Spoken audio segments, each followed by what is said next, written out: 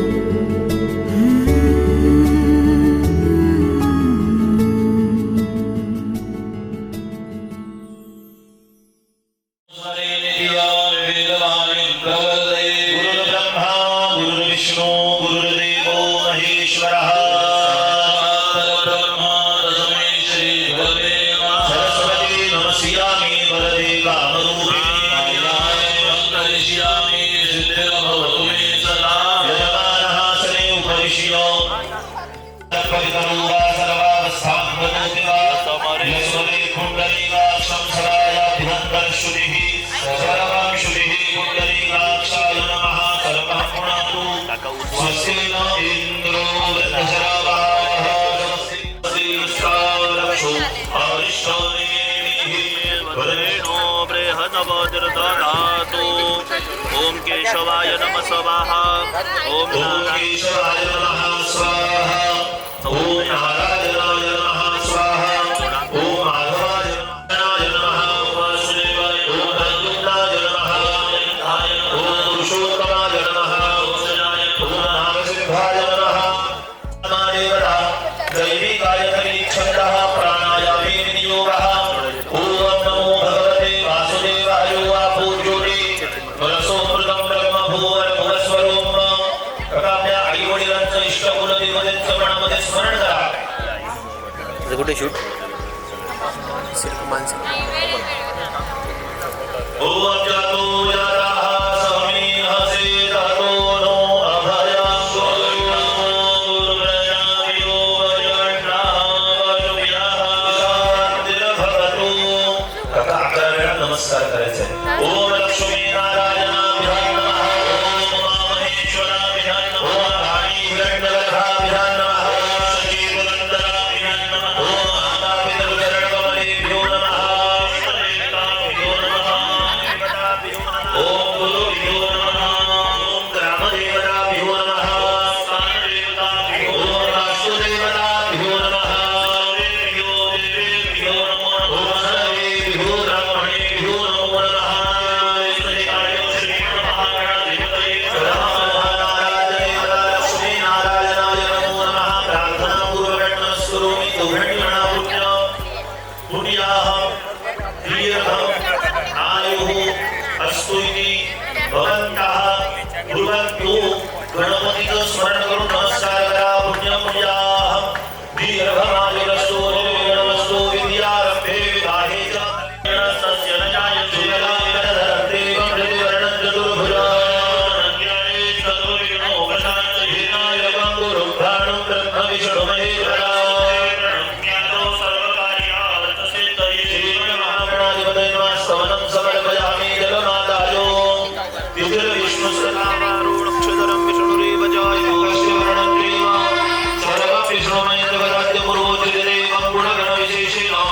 विशेषतः शुभ पुण्यदिनों आपल्या गोत्राचा उच्चार करावा. गोत्र माहित नसेल तर काश्यप गोत्राचा उच्चार करा. स्वतःचं नाव घ्या, काकूचं नाव घ्या. म्हणायचे सपरिवारः यजमानो अहं मम आत्मनः श्रुती स्मृती पुराणोक्तो पुण्यफल प्राप्ती अर्थम मम. मुलीचं नाव घ्या. कन्या नाव घेतलं का मुलीचं?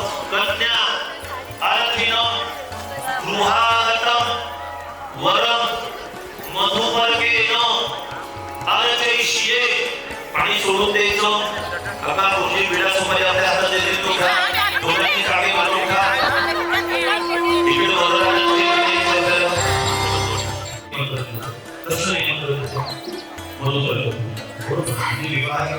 वरदानाची कसं विशेष इच्छा आहे असं आपण त्यांना प्रार्थना करावं. ठीक आहे. म्हणजे ओम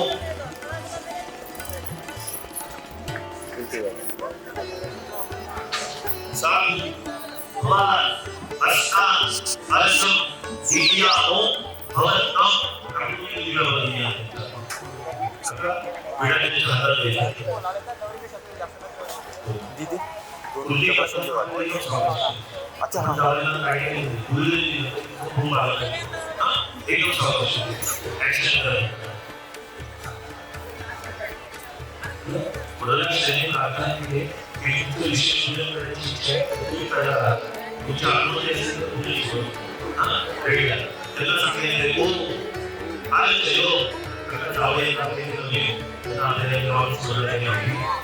हां त्याचा हात धरायचा आणि मुलीच्या स्थानामध्ये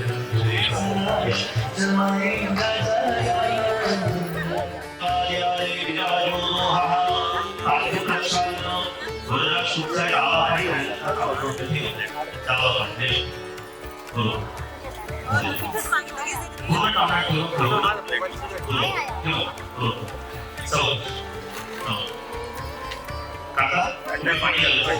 काकू तुम्ही पाणी सुरू घ्यायचं जावं. इकडे बघा पाणी ओम विराजो सिद्धिराजो भवशीलो विवायारे विराजो हा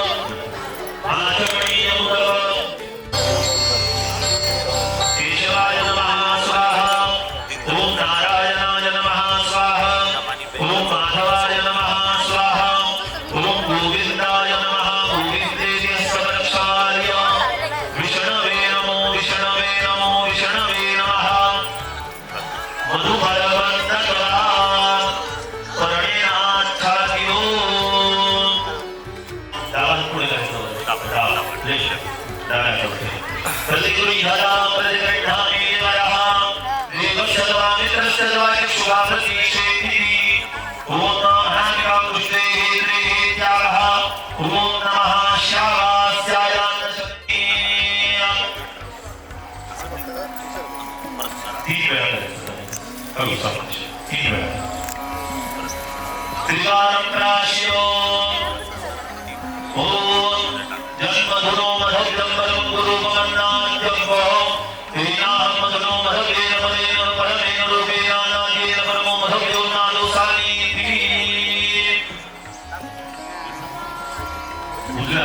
घराला सासऱ्याने निवडून ट्रीटमेंट दिलेलं नाही.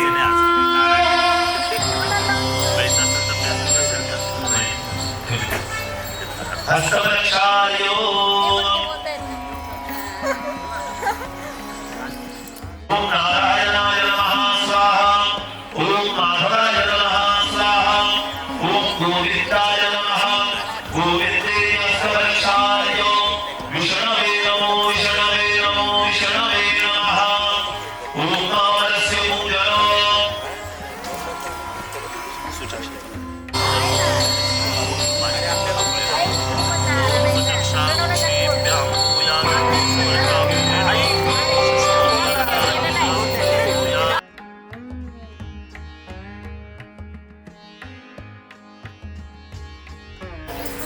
अक्षरनमी मदन्तयप्रिया सुखदा असोगलसभानो विप्राण विश्वयामकिभूतानिन्द्रदे हरि भक्तयल्पयामि वरस्वरूपे नारायणाय नमः वरराजन दिवा हुआ चन्द्रनाम सूर्याय चक्षु सूर्योदयायतो श्रोत्राय प्राणमुखान् जायतो दीपदर्शयामि ओम नारिकेल फलं दक्षिणां समर्पयामि एक वरदक्षिणा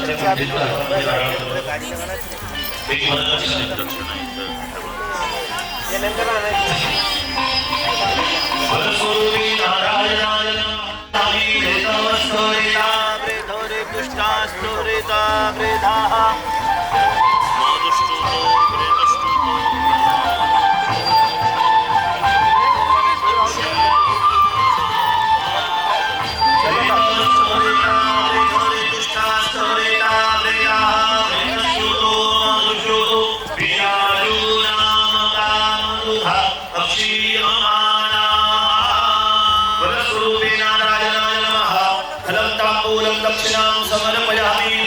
वरस्वरूपे नारायणाय नमः. आपण जे पूजन केलं तर थोडक्यात महत्व समजून सांगतो. याला मधुपर्क पूजन असं म्हणतात. हे मधुपर्क पूजन 6 विशिष्ट व्यक्तींचंच केलं जातं. त्यामधला सगळ्यात पहिलं जे तत्व येतं त्याला म्हणतात देव. एखाद्या देवाचा जेव्हा आपण यज्ञ करतो त्या यज्ञामध्ये त्या देवतेला संतुष्ट आणि प्रसन्न करण्यासाठी एक राजोपचार नावाची पूजा सांगितली जाते. आणि त्या राजोपचार पूजेमध्ये मधुपर्क नावाचं पूजन येतं जे देवासाठी केलं. दुसरं पूजन येतं राजासाठी. एखादा राजा जेव्हा सिंहासनावरती बसतो, छत्रपती शिवाजी महाराज जेव्हा सिंहासनावर बसल्या वेळेस त्यांचं राज्याभिषेक झाला. त्या राज्याभिषेकाच्या वेळेस त्या राजाला पुष्टता, बल आणि प्रसन्नता प्रदान व्हावी यासाठी, कारण ती पूर्ण राज्याचा भारत त्याच्या खात्यावरती येणार आहे, म्हणून त्या राजाला अर्पण करण्यासाठी आपण त्या राजाचं एक प्रसन्न करण्यासाठी पूजन करतो. त्याला सुद्धा राजोपचार पूजन म्हटलं जातं. त्याला मधुपर्क पूजन असतं. तिसरा व्यक्ती आहे ब्राह्मण. जेव्हा इकडे पूजा यज्ञ करण्यासाठी आपल्या घरी येतात तर त्या पूजेचं सुद्धा मधुपर्कणामध्ये पूजन सांगितलेलं आहे. चौथा व्यक्ती आहे संन्यस्त पुरुष. आपल्या या मराठीमध्ये म्हण आहे की साधू संत येथे घरात तुझी दिवाळी करतात. पूर्वीच्या काळी जेव्हा साधू संन्यासी जेव्हा भिक्षा मागण्यासाठी आपल्या दारासमोर यायचे तेव्हा त्या संन्यासांकडून आशीर्वाद घेण्यापूर्वी त्या संन्यासांना प्रसन्न करण्यासाठी त्या संन्यासी पुरुषांची किंवा भटूंची याच पद्धतीने मधुपर्कणामध्ये पूजन केलं जातं. पाचवा व्यक्ती आहे तो म्हणजे स्नातक मित्र. आपल्या अत्यंत जवळचा एखादा मित्र अनेक वर्षांनी आपल्या घरी आला की त्या मित्राला प्रसन्न करण्यासाठी त्या मित्राला सुद्धा पूजन केलं जातं. आपण कृष्णाची सिरियल पाहिली.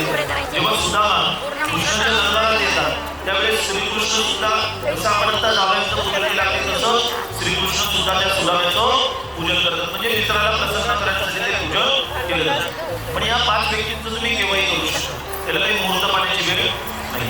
पण 6वे जे व्यक्ती आहेत ते म्हणजे आपले जावई. यांचं पूजन आपण केव्हा करतो?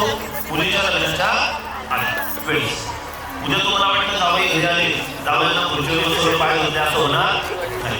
हा विधी फक्त केव्हा होतो? मुलीच्या लग्नाच्या वेळेस, कन्यादानाच्या आधी त्या जावयांना संतृप्त आणि प्रसन्न करण्यासाठी. आपण पहिल्यांदा त्यांना प्रार्थना केली की ओम साधू भवा असा अर्ची. साधू म्हणजे कोणाला म्हणतात की जो सभ्य आहे, शांत आहे, कधीही कोणाला अपशब्द उच्चारत नाही, परिवाराचं अगदी पालन पोषण व्यवस्थित करतो, कोणतंही व्यसन नाही आणि तो सगळ्यांची काळजी घेतो अशा व्यक्तीला म्हटलं जातं सभ्य पुरुष, जो सगळ्यांच्या कल्याणाची प्रार्थना करतो. मग जावयाचं परीक्षण आपण केलेलं बरोबर. आम्ही कालपासून करतोय अगदी जावई साधू भाऊ. तर आपण त्यांना प्रार्थना केली की हे सभ्य पुरुषा तुझं वरण आम्ही आमच्या मुलीच्या लग्नाच्या विवाहाच्या प्रभू तुमची निवड केलेली आहे बरोबर. तर त्या ठिकाणी तुमचं विशेष पूजन आम्हाला करता यावं यासाठी तुम्ही अनुमती दिली. अशी आपण पहिल्यांदा अनुमती मागितली. मग विडा त्यांच्या हातात दिला. मग त्यांनी सांगितलं की ठीक आहे मी तयार, मला काय अडचण. मग आपण त्यांना आपल्या घरी घेऊन आलो. आपण जेव्हा त्यांना आपल्या घरी घेऊन आलो विधी मंडपामध्ये, पूर्वीच्याकडे आपल्या घरासमोरच मंडप टाकले जायचे आणि त्या मंडपामध्ये सगळे गाणे गेले जायचे. मग आपण त्या वेशीवरून म्हणजे आपल्या गावाच्या वेशीवरती आलेल्या नवरदेवाचं विशेष पूजन केलं आणि त्यांना वाचत गाजत आपल्या घरी घेऊन आलो. मग तुम्ही नवरदेवाला सांगितलं की बाबा तुम्हाला घोडाकडे जायचं बरोबर. मग नवरदेवाला सांगितलं की माझ्याकडे ओळी मी येणार नाही घोड्यावर, चालणार नाही का घोड्यावर. त्याच्याकडे जरी गाडी असेल तरी चालणार, तर ती घोडा घरी सुरत असं सांगितलं. म्हणून घोड्यावर त्यांना बसवलं, वाजत गाजत आपल्या घरावर घेऊन आलो. अशी पूर्वीच्या काळजी आता आपण मिरवणूक जेव्हा काढू त्यावेळेस हे सगळं आपण सोबत त्यांना येणार आहोत. त्याच्यापूर्वी आपण त्यांना वाजत गाजत आपल्या घरी घेऊन आलो. घेऊन आल्यानंतर आपण त्यांना आसनावरती बसवलं. मग जसं एखाद्या विशेष ठिकाणी तुम्ही गेला तर विशेष व्यक्तीचे एक विशेष असतात बरोबर. कंपनीमधला मोठा साहेब असेल तर सामान्य वर्गाच्या प्रमाणे खुर्ची असते का नाही. त्याची खुर्ची आपली नरम असते, हल्लारी असते, तिला चाक असतं म्हणजे त्याला जागेवर उठावं लागतं. तर त्या पद्धतीने तो त्याची व्यवस्था. तर त्या पद्धतीने आपण जावयाला अगदी काय सोहळा दिलेला आहे त्याच्यावरती दरबाचं आसन दिलं. कारण की धार्मिक कार्याचे दरबाच्या आसनामध्ये सुंदर केले तर त्याचं अधिकतम फळ आपल्याला लागतं. म्हणून माझ्या मंदिराच्या सोहळ्यामध्ये सुद्धा दरबाचं आसन आपण दिलेलं आहे. मग दरबाचं आसन बसायला दिलं तर त्यांचे आपण पाय घेतले बरोबर आहे. हे एकमेव काळ असा असतो की जेव्हा आपण जावयाच्या पायाला हात लावतो. तर ते पहिला काळ म्हणजे आपण या जावयांना जे बोलवलं तर बोलवताना आपली जर दिदी लक्ष्मी आहे तर हे कोण आहे नारायण बरोबर आहे. मग आपण जर दिदीला लक्ष्मी म्हणून सजवलेलं आहे तर याचं पूजन आपण कोणत्या रूपाने केलं नारायण रूपाने केलं. म्हणजे आपण वरराजाच्या रूपाने न करता त्यांच्या अंतर्मनामध्ये आपल्या लक्ष्मीला घेण्यासाठी आलेला जो नारायण आहे तो सभ्य पुरुषाच्या रूपाने निवास करतो. अशा नारायणाचं आपण पूजन करतो आणि त्या नारायणाचे आपण पाय घेतो.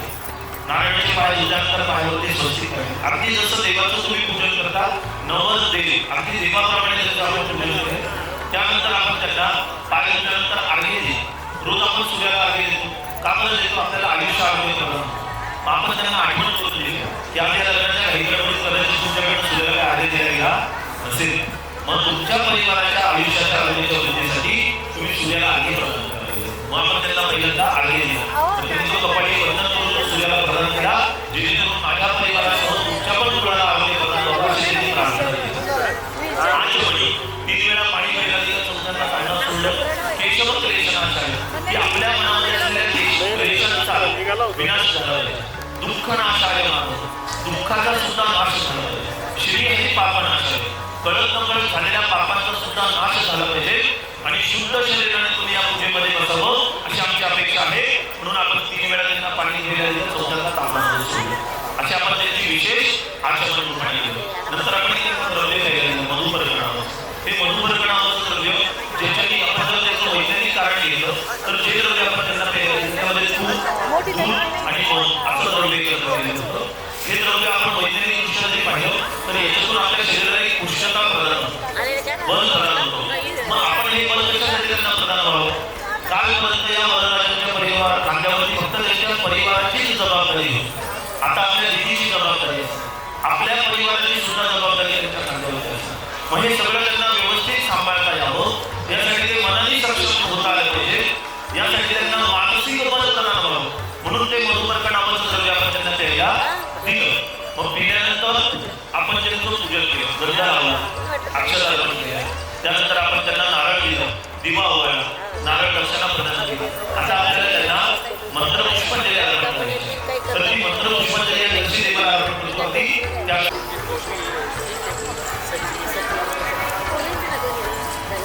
वरस्वरूपी नारायणाय नमः पुष्पं समर्पयामि.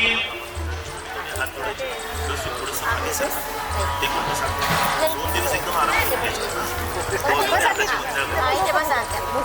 बस जाईल चप्पल का तुझी मुलीचा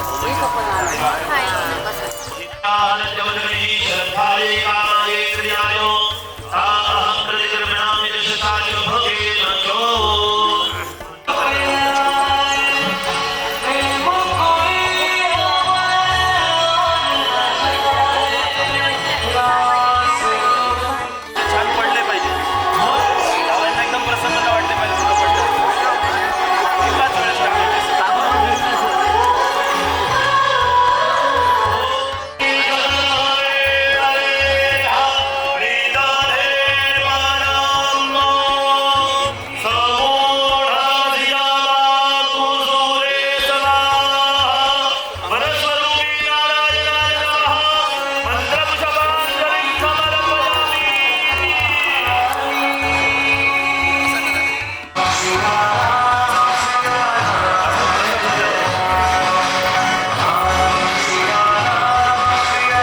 तुमच्या रूपाने तर या नारायणाचं पूजन तुम्ही केलं प्रसन्नता वाटेल अगदी जावं तर आपण बघा हवी आयुष्यात बऱ्याच ठिकाणी अशा प्रथा असतात प्रथा परंपरा या पाळल्या पाहिजे पण बऱ्याच ठिकाणी अशा प्रथा असतात की जेव्हा पण जावई आपल्या घरी आले की सासू सासरे लगेच नमस्कार करतात जावई बरोबर पण आपली हिंदू संस्कृती काय सांगते की जो वयाने आणि मानाने आपल्यापेक्षा मोठा आहे त्याचा नमस्कार करा तुम्ही जावईवर अगदी मुलाप्रमाणे प्रेम करा काही म्हणता पण आई वडील म्हणून तो मान तुमचा आहे तर याच्या पुढे बघा आपण जेव्हा पण आपल्या सासू सासऱ्यांना भेटाल तर आपल्याला त्यांच्याकडनं आशीर्वाद घ्यायचे आज तुम्ही देव या जागी आहात म्हणून त्यांनी तुमचा नमस्कार केलेला आहे.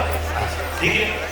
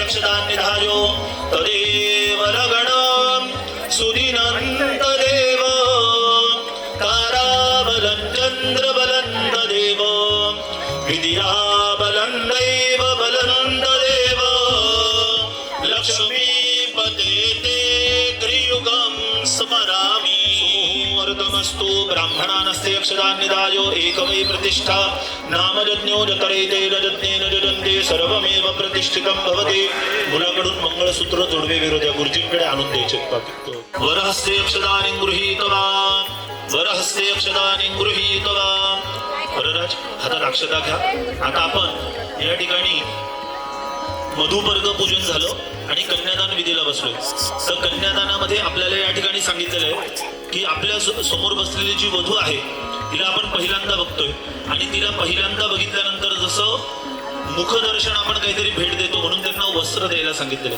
बरोबर आहे पण ती विवाहाचे वस्त्र ऑलरेडी घालून आलेली आहे म्हणून त्या विवाहाच्या वस्त्रांवरती फक्त 2 दाणे अक्षता व्हायच्या ठीक आहे डाव्या हातात अक्षता घ्या 2 दाणे अक्षता फक्त वस्त्रावरती व्हा ओम जुवा सुवासाः परिवेदागात् सौश्रेयान् भवति राजमानादन्तिराजगवन्यन्ते स्वाध्यो मनसा देवयन्ताः उरलेल्या अक्षता गुरुजींकडे देऊन टाका परस्परम समंजेथा अजून थोडं मोठ्याने ओम परस्परम समंजेथा.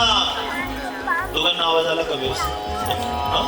तर बघा, तुम्हाला एक थोडक्यात विवाह पद्धती सांगतो, म्हणजे त्या विधीचं आत्ताची विधी आपण करतो याचं महत्व तुम्हाला लक्षात येईल. पूर्वीच्या काळी जे विवाह पद्धती होते, तर ती विवाह पद्धती कशी होती की जेव्हा मुलाकडच्या व्यक्तींना समजलं की पवारांकडची मुलगी आहे आणि लग्नायोग्य झालेली आहे, अगदी सुसंस्कृत मुलगी आहे, तर ती आपल्या मुलासाठी योग्य आहे असं बाहेरून आपल्याला खबर लागली. मग आपण काय केलं, मुलाकडचे वडीलधारी व्यक्ती, मुलाचे काका, मामा, वडील, आजोबा, जावई, जे कोणी वडीलधारी मानाचे व्यक्ती आहेत ते सगळे तुमच्याकडे आले. मग त्यांनी काय केलं, पहिल्यांदा मुलीचं परीक्षण केलं. परीक्षण केलं म्हणजे काय केलं, मग मुलीला काही प्रश्न विचारले. मग एखादा प्रश्न धर्माबद्दल असेल, एखादा प्रश्न स्वयंपाकाबद्दल असेल, एखादा प्रश्न घरातल्या कामाबद्दल असेल, एखादा बाहेर व्यवहाराबद्दल असेल, एखादा आपल्या परिवाराबद्दल असेल, असे 10 प्रश्न तिला विचारले आणि तिने त्या प्रश्नांची व्यवस्थित उत्तरं दिली की लक्षात यायचं की बाबा मुलगी कशी आहे, तिला संस्कार कसे दिलेले आहेत, बरोबर आहे. मग त्यांना मुलगी पसंत पडली. म्हणजे साखरपुड्यात आपण पूजन करतो की नाही मुलीचं, तर ते पूजन कुठे, मुलीच्या घरी आहे. कोण करतं, मुलाकडचे व्यक्ती, बरोबर आहे. मग तेव्हा काही मुलगा तिथे उपस्थित. आता आपल्याला सांगावं लागतं, तुम्हाला भेटायचंय का, 10 मिनिटं बोलायचंय का, तुम्हाला काही ठरवायचंय का, मग तुम्ही सांगा. तसं पूर्वीच्या काळी नव्हतं. आपल्या आई वडिलांनी सांगितलं की ही मुलगी तुझ्यासाठी निवडली आहे, मग ते काय म्हणणार, ठीक आहे. मग त्यांना काही मुलगी दाखवायचा कार्यक्रम होत नव्हता, फक्त वडीलधारी व्यक्ती जात होते. मग त्यांनी निमंत्रण दिलं तुम्हाला की तुम्ही पण या, आमचं घर बघा, मुलाचं परीक्षण करा. मुलगा तुम्हाला पसंत पडला तर मग आपण विवाहाचे पुढचे बोलणे करू. मग आपल्याकडचे वडीलधारी व्यक्ती गेले, मग आपण जावयांचं परीक्षण केलं. पहिला प्रश्न विचारला, का हो तुम्हाला पॅकेज कितीचं, स्वतःचं घर आहे की नाही, गाडी आहे की नाही तुमच्या नावावर, हल्ली असे प्रश्न विचारतात. पण पूर्वीच्या काळी कसे प्रश्न विचारायचे की तुम्ही तुमच्या परिवाराचं पालन पोषण कसं करता, तुम्ही तुमच्या परिवाराचा उदरनिर्वाह करण्यासाठी काय कार्य करता. सोपा प्रश्न, अगदी तसंच आहे, फक्त याच्यात सुजवळता आहे, त्याच्यात थोडस वृत्ती येते. तर मग या पद्धतीने मुलाला काही प्रश्न विचारले, मुलाचे कुळ संमती कशी आहे, कारण की ज्या घरामध्ये आपली मुलगी आपल्याला द्यायची आहे ते कुळ कसं आहे पहिल्यांदा आपल्याला हे माहीत पडलं, बरोबर आहे. कारण की पैसा, अडका, धन, धान्य हे कष्टाने कमवता येतं. आज नाही, उद्या नाही, 5 वर्षांनी तो स्वतःचं घर घेईल, 5 नाही 10 वर्षांनी घेईल, पण तो घेईल. पण आपली मुलगी ज्या घरात आपल्याला द्यायची आहे ती त्या घरात सुखाने राहील का, पहिला प्रश्न आई वडिलांच्या मनात हा होता. मग आपल्या मुलीसाठी आपण त्यांचं परीक्षण केलं. मग मुलगा तुम्हाला आवडलेत ना जावई, हा मुलगा आवडला. मग आवडल्यानंतर आपण मुलाचं पूजन केलं, जे साखरपुड्यामध्ये आपण करतो. मग तिथे सुद्धा ताई काही हजर नाही, म्हणजे ताईने सुद्धा अजून त्यांना पाहिलेलं नाही. मग आपण त्यांना काय केलं, विवाहाचं निमंत्रण दिलं की ठीक आहे, आम्हाला पसंत आहे, विवाहाचे सगळे बोलणे झाले, ठराव झाला, मुहूर्त ठरला, या मुहूर्ताला तुम्ही आमच्याकडे या, आम्ही आमच्या मुलीचं लग्न काढून देतो.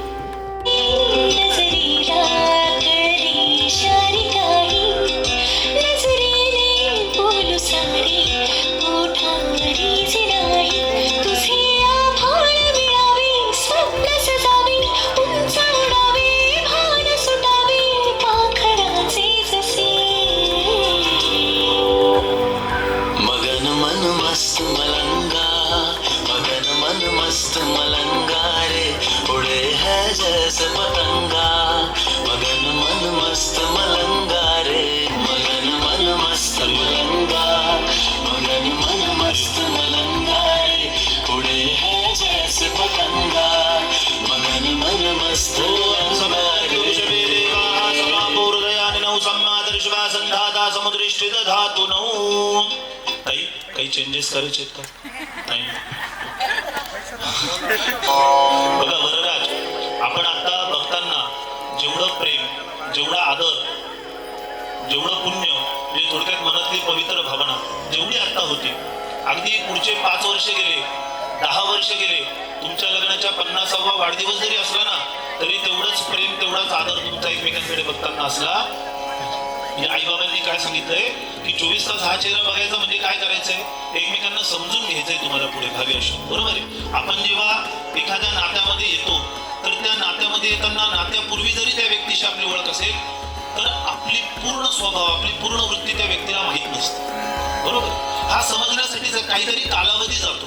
इथून गेल्यावर तुम्ही म्हणाल की नाही तू पहिले तर ऐकत होते आता का बरं ऐकत नाही. बरोबर. ती म्हणेल की तुम्ही तर मला पहिले रोज बाहेर घेऊन जात होते आता का बरं घेऊन जात. मग तेवढंच प्रेमानं रोज एकमेकांकडे बघायचं, रागाने बघायचं नाही. ओम हस्ते जलमादायो ओम काका पाणी सोडून दे. हस्तवृक्षालयो मांगल्य तंतु बंधनो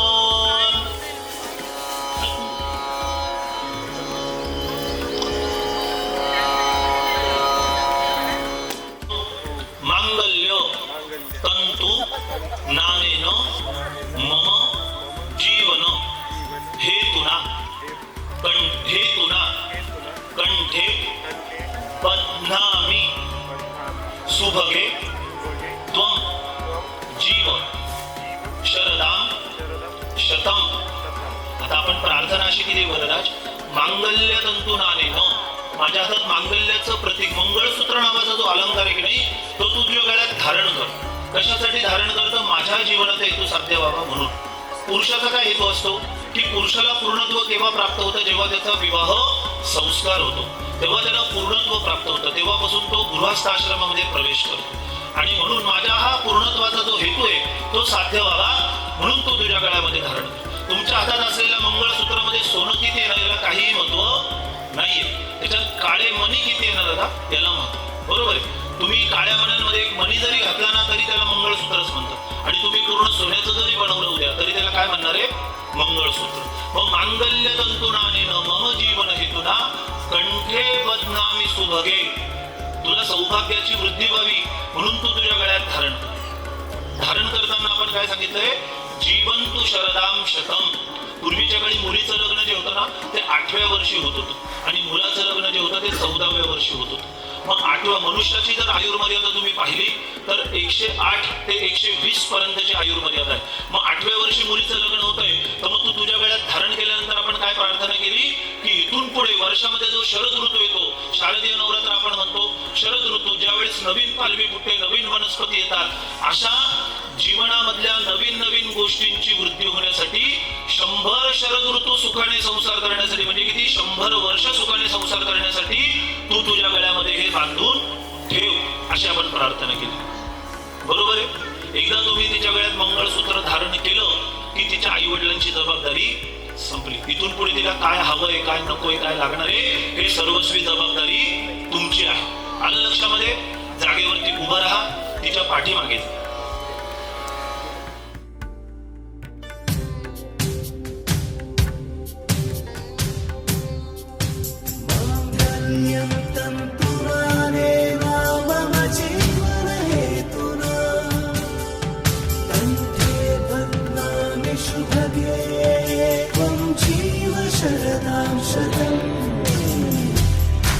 Oh, hum dum soniore, oh Janiya.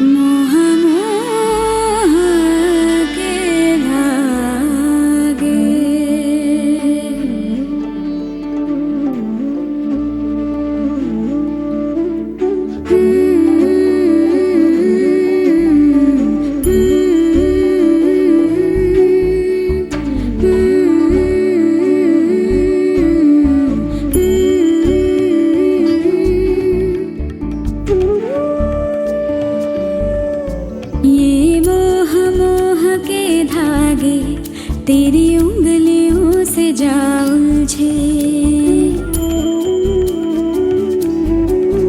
ये मोह मोह के धागे तेरी उंगलियों से जा उलझे, कोई टोह टोह ना लागे। योगश्च करणं चैव सर्वं विष्णुमयं जगत् आद्यपूर्वोच्चरितैवं गुणगण विशेषेण विशिष्टायां शुभ पुण्यतिथौ आपल्या गोत्राचा उच्चार करा,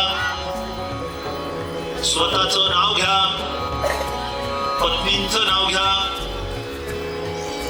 म्हणायचं आहे सपरिवारः, आडनावाचा उच्चार करा, म्हणायचे सपरिवारः उपकुले उत्पन्नः यजमानो। तुमच्या 6 जणांचा आवाज व्यवस्थित आला पाहिजे, जर एखादा शब्द चुकला तर मी परत सांगू शकतो, ठीक आहे?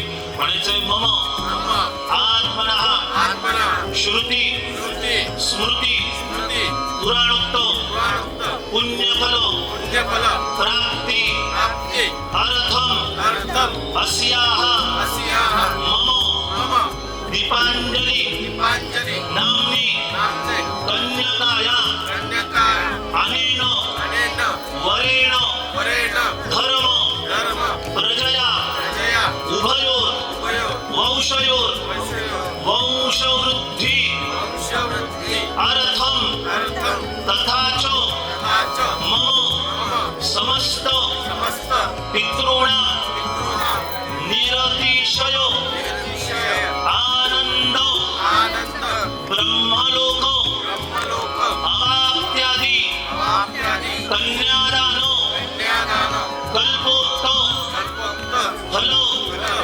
अवाप्तये अनेन वरेण अस्यां कन्यायां उत्पादयिष्य मान सन्तत्या दशपूर्वान् दशापरान् माञ्च एक विंशति पुरुषान् उद्धरतुं वैदिक विवाह अनुसारतः लक्ष्मी नारायण देवता प्रीत्यर्थम कन्यादान अहम करिष्ये।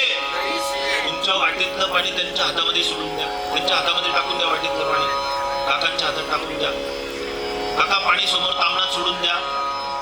करिष्ये फांदी फांदी जीवा पाड भाव बंधारीत त्याच्या मनाची कवाड। आपल्या हाताची उंजळ करा वरराष्ट्र। संतु शिवापः सौमनस्यमस्तु अक्षरञ्चारिष्टञ्च सोमरिष्टञ्च ओमपहि।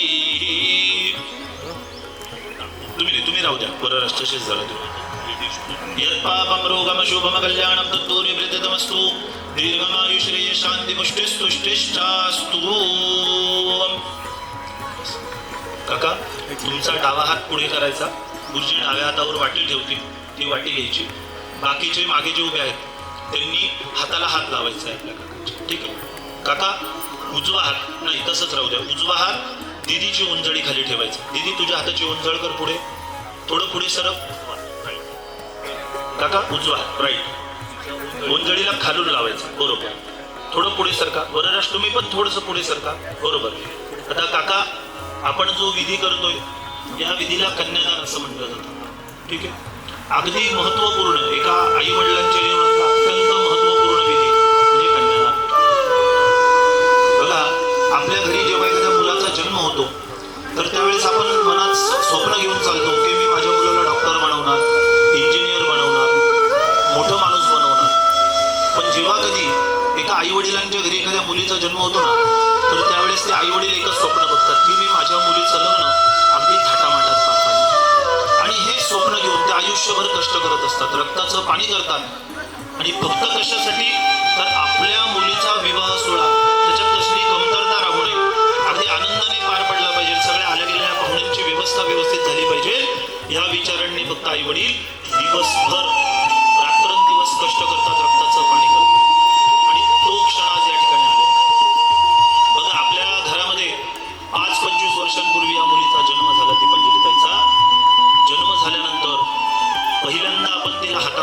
घेतलं, तिच्या कपाळाचा मुका घेतला आणि पहिल्यांदा तिला छातीशी कवटाळलं. तो दिवस आपल्याला आज आठवायचा. काकूंनी पहिल्यांदा तिला दूध पाजलं, पहिल्यांदा आपण जीवनामध्ये तिला अन्नाचा घास खाऊ घातला, पहिल्यांदा बोट धरून तिला चालायला शिकवलं, पहिल्यांदा तिने आवडलं तो फ्रॉक आपण तिला घेऊन दिला. तिने हट्ट केला की बाबा मला बाहुली पाहिजे, ते बाहुली आपण घेऊन दिली. म्हणजे जीवनात ज्या ज्या गोष्टी आपल्याला तिच्या आनंदासाठी करता येतील त्या सर्व गोष्टी आपण आई वडील या कर्तव्याने केल्या. आणि अगदी तिला मनाला प्रसन्नता वाटेल याच पद्धतीने आयुष्यभर आपण ते नातं जपत आलो. आणि आज असा क्षण आलेला आहे काका की आपण एकदा मुलीचा हात त्या वरराजांच्या हातात दिला की या मुलीवरचे अधिकार आपले कमी होणार आहेत. कालपर्यंत तुम्ही घरी आला, दीपांजली पाणी दे, दीपांजली चहा दे, या पद्धतीने आवाज देत होतात. इथून तुम्ही उद्या घरी गेलात ना म्हटलं दीपांजली पाणी देतं, होणार आहे काका तसं? उद्या तुमच्या घरी जर एखादं धार्मिक कार्य आहे ना काका, तरी तुम्हाला पहिल्यांदा जावयांची आज्ञा घ्यावी लागणार आहे की तिला पाठवा. बरोबर? म्हणजे हा अधिकार कुठेतरी कमी होणार आहे. नातं तर संपत नाही, आयुष्यभर ते प्रेम तसंच राहणार आहे, पण तो अधिकार कुठेतरी कमी होणार आहे. कारण धर्मशास्त्र सांगतो की पुरुष प्रधान संस्कृती असल्या कारणाने जी मुलीला आपण 5-25 वर्ष अगदी तळहाताच्या फोडाप्रमाणे सांभाळलं, तिला अगदी सुख दुःखामध्ये तिच्या पाठीमागे उभं राहिलो, तिला प्रेम केलं, आणि अशी मुलगी क्षणामध्ये तिचा हात एका परपुरुषाच्या हातात द्यायचा आणि तिचा सांभाळ करा असं त्यांना प्रार्थना करायची, फार मोठी गोष्ट आहे. एकतर आपल्या घरामध्ये मुलीचा जन्म होणं म्हणजे एखाद्या मुलाचा जन्म झाला तर त्याच्यासाठी भाग्य लागतं असं धर्म सांगतं, पण आपल्या घरामध्ये मुलीचा जन्म होण्यासाठी सौभाग्य आपल्या कुळाला लागतं. म्हणजे 100 प्रकारचं भाग्य जेव्हा जागृत होतं तेव्हा आपल्या कुळामध्ये एका मुलीचा जन्म होतो आणि त्या मुलीचं कन्यादान करण्याचं भाग्य आपल्याला त्यावेळेस लागतं. मग आपण या मुलीचा सांभाळ केला, मुलीला सर्व गोष्टी प्रदान केल्या. कालपर्यंत या मुलीला जे जे लागलं ते तिने आपल्याकडे मागितलं, सर्व गोष्टी आपण तिला आणून दिल्या, सर्व गोष्टींची पूर्तता केली, अगदी लग्न कार्याची व्यवस्थित तयारी केली. आणि ह्या मुलीला या वरराजांकडे जबाबदारी या रूपाने आपल्याला सुपूर्द करायचं. दान या शब्दाचा अर्थ भरपूर प्रकारे बघितला जातो. दान फक्त वस्तूच केलं जात नाही. बऱ्याच ठिकाणी असे लोक म्हणतात की माझी मुलगी काही वस्तू नाही दान करायला, पण दान या शब्दाचा अर्थ जबाबदारी असा होतो. आणि ती जबाबदारी आपण आज या वरराजांना देणार आहोत. आम्ही पाहुण्यांना सांगतो की जेव्हा आपण एखादा विधी करतो, धार्मिक विधीला इतकं महत्व दिलेलं आहे, तर ते महत्व तुम्ही बघा, ते विधी व्यवस्थित समजून घ्या. कारण की 2 तासाची विधी असतात आणि या विधीचं महत्व आयुष्यभर आपल्या मनामध्ये असतं. तर पाहुण्यांना आमचं तेच सांगणं असतं की तुम्ही विधी व्यवस्थित बघितले तर तुम्हाला ते विधी समजतील, त्या विधीचं महत्व कळेल. आणि तो विधी करताना आपण आज या ठिकाणी मला पाहुण्यांना सांगणे की तुम्ही मुलीच्या वडिलांना हे सांगू नका की कार्यालय छान होतं, जेवण सुंदर होतं, व्यवस्था अगदी उत्तम होती, हे ऐकण्यासाठी त्यांचे कान तरसत नाही. तुम्ही त्यांना जाताना हे सांगितलं पाहिजे की तुमची मुलीसाठी तुम्ही अतिशय योग्य स्थळ शोधलेलं आहे. तुमची मुलगी ज्या घरात चालली आहे तिथे आयुष्यभर सुखाने राहणार आहे, अगदी सुसंस्कारित परिवार तुम्हाला भेटलेला आहे असं तुम्ही सांगितलं पाहिजे. हे ऐकण्यासाठी त्यांचे कान तरसत असतात. बघा काका, जीवनामध्ये आपल्या घरी एखाद्या मुलाचा जन्म झाला, त्या मुलाला आपण आयुष्यभर सांभाळलं, मुलाने आई वडिलांना घेऊन तीर्थयात्रा जरी केल्या तरी एवढं पुण्य मिळत नाही जेवढं पुण्य एक मुलगी फक्त कन्यादान म्हणजे तिच्या सासरी जाताना आपल्या पदरात टाकून जाते. मग त्यामध्ये पहिलं पुण्य सांगितलेलं आहे की आपल्या राहत्या घरापासून पायी पंढरपूरला जायचं. पंढरपूरला गेल्यानंतर विठ्ठल रुक्मिणीची सेवा करायची, खणा नारळाने ओटी भरायची आणि घरी पायी परत यायचं. या यात्रेचं जेवढं पुण्य मिळतं तेवढं पुण्य आज या कन्यादानातून आपल्या कुळाला प्राप्त होणार. आपण जेव्हा आपल्या पितरांचं एखादं श्राद्ध कर्म करतो त्या श्राद्धामध्ये आपले पितर संतुष्ट होतात, पण जेव्हा आपण एखाद्या मुलीचं कन्यादान करतो तेव्हा आपले जे स्वर्गस्थ सर्व पितर आहेत त्यांना कधीही न संपणारा आनंद आपल्या कुळाला प्राप्त होत असतो. तो आज तुमच्या कुळाला या ठिकाणी मिळणार आहे. ह्या वरापासून या वधूला जेव्हा संततीची प्राप्तता होईल तेव्हा आपल्या 21 पिढींचा उद्धार निश्चित आहे. मग गेलेल्या 10, येणाऱ्या 10 आणि आपली चालू पिढी अशा 21 पिढ्यांचा उद्धार फक्त एका कन्यादानातून होतो. ज्योतिषोम आणि अतिरात्र अशा 2 यज्ञाचं पुण्य सुद्धा आपल्याला या कन्यादानातून प्राप्त होत असतं. आणि असं महापुण्यकारक भूमीवरती अत्यंत पवित्र कर कसं कन्यादान आज आपण करतोय. आपल्या परिवाराला या सर्व पुण्यफळाची प्राप्तता व्हावी म्हणून आपण करतो. आपण प्रार्थना केली की माझ्या ज्या मुलीला मी अगदी फुलाप्रमाणे सांभाळलंय तर तिचा हात मी या वरराजांच्या हातात देतोय, पण त्याबरोबर त्यांना काही जबाबदारी सुद्धा आपण देणार आहोत. ठीक आहे, तो संकल्प आपल्याला या ठिकाणी म्हणायचा आहे. म्हणायचंय अस्याम कन्या उपकल्पितो उपस्कारो सहिता प्रजापती दैवता पुराणोक्तो शतगुणीकृत ज्योतिष्ठोम अतिरात्रो फलप्राप्ती कामः भार्यात्वेन तुभ्य अहं संप्रददे न मम. काका मुलीची उंजळ कुलस्वामिनीचं स्मरण करून वरराजांच्या उंजळीत ठेवायची आणि ती हातातली जी वाटी आहे ती उजव्या हाताने वधूच्या हातात ठेवायची. ठीक आहे, कुलस्वामिनीचं चिंतन करा मनामध्ये.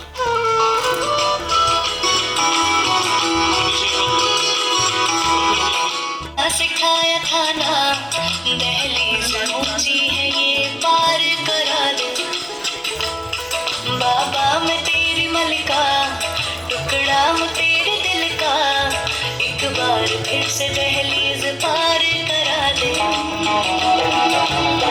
मुड़ के ना देखो दिल बनो माया गीत त्याच्या मनाची कवाड.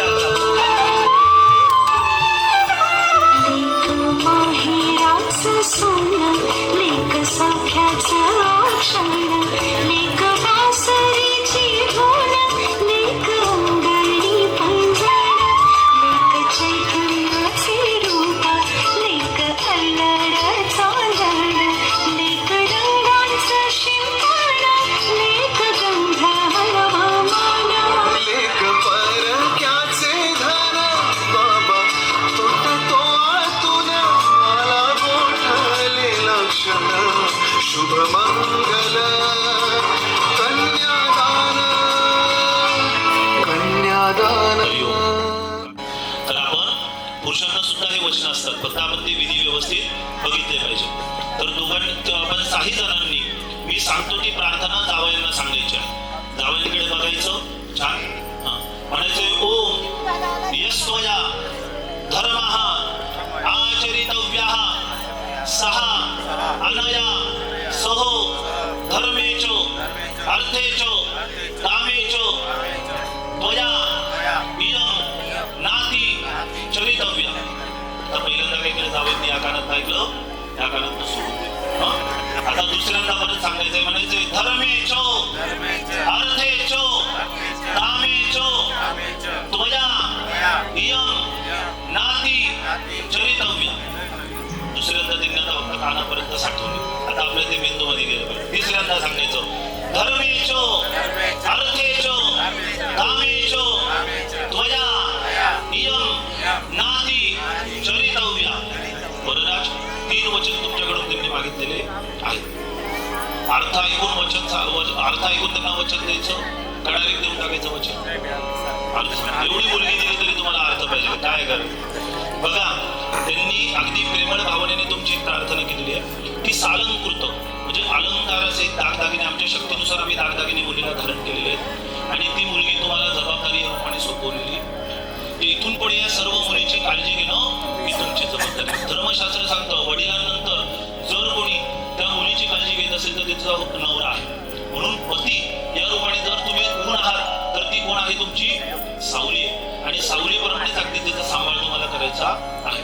शेवटच्या श्वासापर्यंत कधीही तिला अंतर देऊ नका असं त्यांनी सांगितलं. सांगताना त्यांनी सांगितलं की उपकल्पित उपस्कार सहित म्हणजे तुम्हाला सगळं रुखवत भांडी गुंडी सगळे आम्ही देणार आहे. रुखवताबरोबर बोनस म्हणून एक करवली घेऊन जाण्याची आपल्याकडे प्रथा. दिवसभरात एक करवली शोधून घ्यायची जी तुम्हाला आवडेल, घेऊन जायची. लग्नाची एवढी आवरासावर करायची, 8 दिवस तिला व्यवस्थित काम करून घ्यायची आणि मग थोडक्यात एक करवली जेव्हा तिच्या बरोबर येईल तिची पाठराखी म्हणून, तर ती परतीचा जेव्हा प्रवास करेल तर तिचा योग्य तो मानपण आपल्याकडून झाला पाहिजे. त्यानंतर त्यांनी वचन मागितले की यस्त्वया धर्मः आचरितव्यः. आपण जे लग्न काही लपून छपून करत नाहीये, धर्मामध्ये सांगितलेलं आहे अगदी तशा पद्धतीने करतोय. कसं तर देवा ब्राह्मणांच्या आलेल्या पाहुण्या मंडळींच्या साक्षीने आपण हे लग्न करतो. बरोबर आहे. म्हणजे त्यांची मुलगी काही त्यांनी लपून छपून तुम्हाला दिलेली नाही, या सगळ्यांच्या साक्षीने दिलेली आहे. देताना त्यांनी सांगितलं की माझ्या या मुलीला तुम्ही जीवनात सांभाळ करताना, तिची काळजी घेताना तुम्हाला 3 वचनांचं पालन करायचं. पहिलं वचन आहे धर्मेच. इथून पुढे जे पण धार्मिक कार्य तुम्ही कराल ते धार्मिक कार्य तुम्हाला कोणाबरोबर करायचे? माझ्या मुलीबरोबर करायचे. उद्या वाटलं तुम्हाला मंदिरात फिरायला जायचं तर मित्रांबरोबर जायचं, आमच्या मुलीला घेऊन जायचं. मग धार्मिक कार्य म्हणजे काय जातात? धार्मिक कार्य जीवनातले रोजचे नैतिक कर्म वेगळे. आपण घरी यज्ञ यागादी कर्म, वास्तुशांती, नवचंडी आदी कर्म करतो, पण हे रोज करतो का? नाही.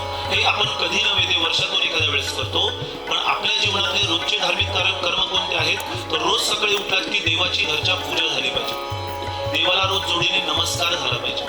बरोबर आहे. जॉबला जरी जात असाल तरी आपला रोजचा देवाचा सकाळचा आणि संध्याकाळचा नमस्कार झाला पाहिजे.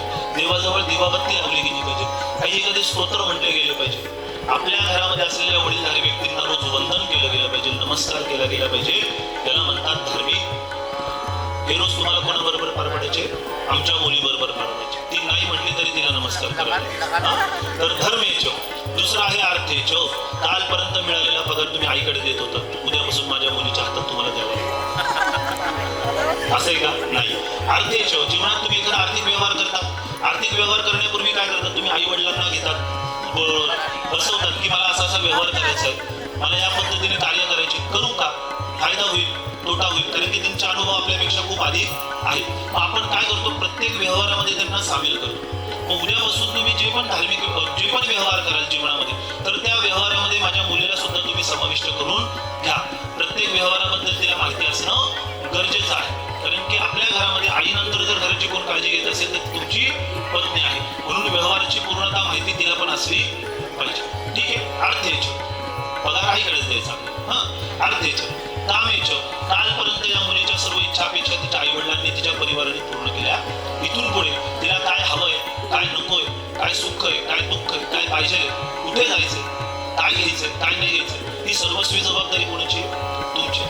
म्हणून ती जबाबदारी तुम्हाला पार पाडायची. म्हणून इथून पुढे यही नजर यही निशा, इकडे तिकडे बघायचं आणि बघितलं तरी सांगायचं. थोडक्यात तर थोडक्यात इथून पुढे ह्या वधूची अगदी सावलीप्रमाणे काळजी तुम्हाला घ्यायची आहे.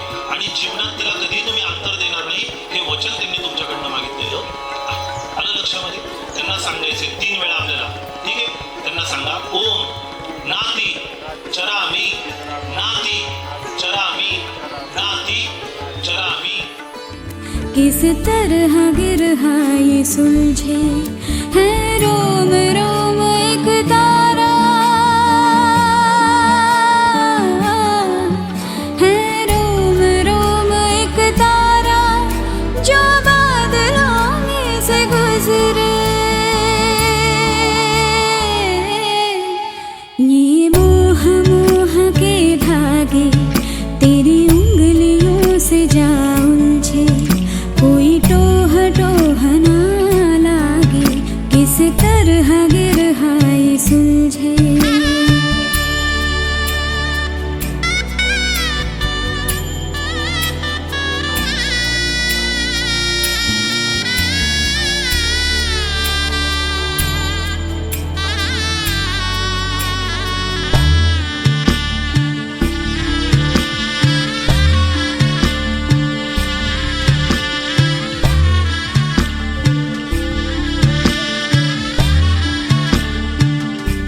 तू होगा जरा पागल, तूने मुझको है चुना. तू होगा जरा पागल, तूने मुझको है चुना. कैसे तूने अनकहा सब सुना. तू होगा जरा पागल, तूने मुझको है चुना.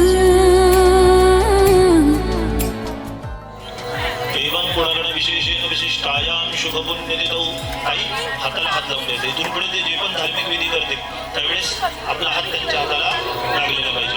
ओम पितरे विष्णुपुण्यतिथौ. वरराज आपल्या गोत्राचा उच्चार करा.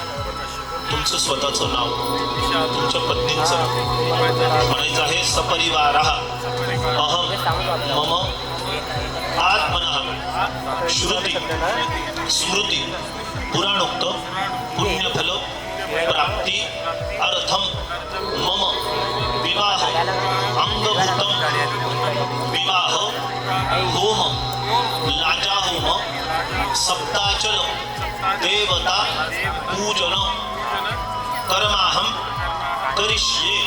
कामनामध्ये पाणी सोडून द्या. खाली निश्चित छोटी बरोबर. आता बघा, आपण पहिलं वचन घेतलं धर्मेच, म्हणजे आपल्या विवाहाच्या अगोदर आपण पहिलं धार्मिक कार्य आज या ठिकाणी करतो. तर आपण पहिल्यांदा आपल्या परिवारापेक्षाही कशाला महत्व देतो? निसर्गाला महत्व देतो. निसर्गही तर आपण आहे. म्हणून पहिल्यांदा आपल्या जीवनात घडलेले जे पातक आहे, मग तुम्ही असो तुमची पत्नी असो, तर या सर्व पातकांचं क्षालन होऊन माझ्या परिवारासह या निसर्गाला उत्तम प्रकारची पुष्टता प्राप्त व्हावी आणि त्याचबरोबर आमच्या कुळाची उत्तरोत्तर वृद्धी व्हावी, यासाठी आपण हा प्रायश्चित्त नावाचा होम, त्यानंतर दिदीकडनं लाह्यांचा होम आणि सप्ताचल देवता म्हणजे 7 वचनांचं पूजन आपण त्या ठिकाणी करणार आहोत. हा धार्मिक विधी जोडीने पहिल्यांदा आपण आता करतो आहे. गुरुजी बघा, गुरुजींनी पळी धरलेली तुपाची, त्या पद्धतीने तुम्हाला तुपाची पळी धरायची. पहिला बोट लावायचा नाही. ओम मनसाः स्वाहा. ओम इंद्राय स्वाहा. ओम अग्नये स्वाहा. ओम सोमाय स्वाहा. ओम भूः स्वाहा.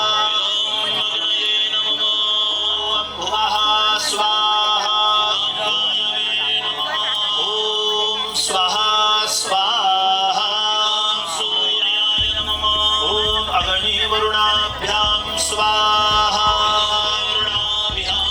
ओम अग्नि वरुणाभ्यां स्वाहा. ओम अग्नये अयसे स्वाहा. देवेभ्यो मृद्भ्यो स्वाहा. सवित्रवे विष्णवे विश्वेभ्यो देवेभ्यो मृद्भ्यः सुवर्गेभ्यश्च. ओम वरुणायादित्यायादितये च स्वाहा. वरुणायादित्यायादितये च नमो स्वाहा. नमः. मुलाची बहीण सवाष्ण कोणीतरी एक स्टेजवर या पटकन. पण एका पिनअप केलेल्या पिकोची बाजू आहे ना, नाही पिकोची बाजू ती आडवी धरतो.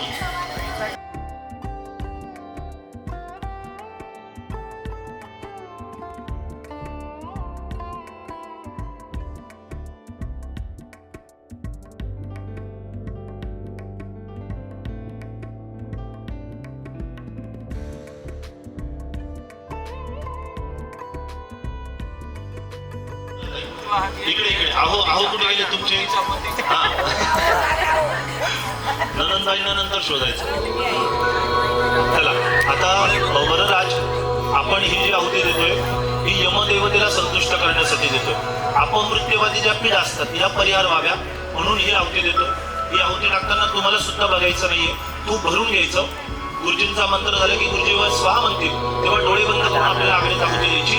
रिकामी जी लाकडी पळी आहे, चमचा आहे, तो जमिनीवरती तुम्हाला झटकायचा आहे बाजूला. फक्त टाकताना डोळे बंद असतील. ओम परम मृत्योनि परे बंधान्य सेन्य दुर्देव जानातो चक्षुखमदे शृण्वदे देवी भ्रवे विनानः प्रजाकुरिको मोतपीरन्न स्वाहा. नमः. बस नाही बदल काढून घ्या. तू थांबून घे. तुम्ही काय व्यायाम करायचं? डोळ्याला पाणी. उदक स्पर्श हा मुलीचा भाऊ आलाय का? दिन सा है मेरा आना, दोनों मिल जाए शामों की तरह. ये मोह मोह के धागे तेरी उंगलियों से जा उलझे. कोई टोह टोह ना लागे, किस तरह गिरहा ये सुलझे.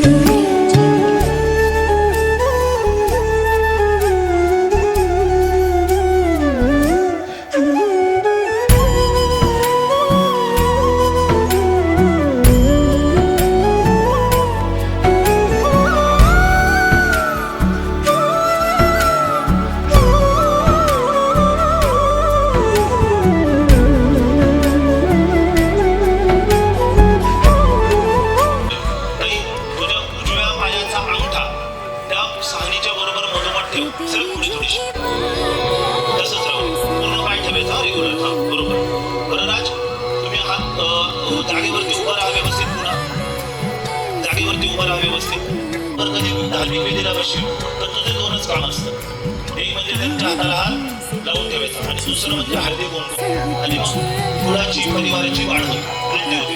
तर म्हणून ही एक वेगळी आहुती फक्त स्त्रीकडनं दिली जाते यज्ञकर्माला, पती बरोबर असतात. तर म्हणून आपण ही आहुती तुझ्या हातात दिली.